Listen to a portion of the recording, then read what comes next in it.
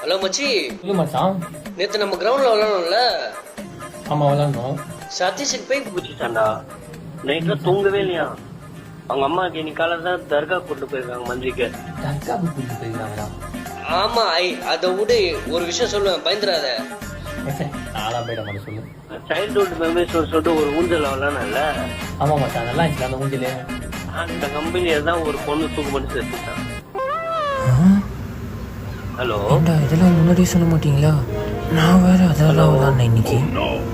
ஒருவேளை வந்துருமோ? ஹலோ. வராது பார்த்துக்கலாம். ஹலோ சொல்லு மச்சான். சொல்றா. என்னடா ஆச்சு? இல்ல ஒன்றும் இல்லை.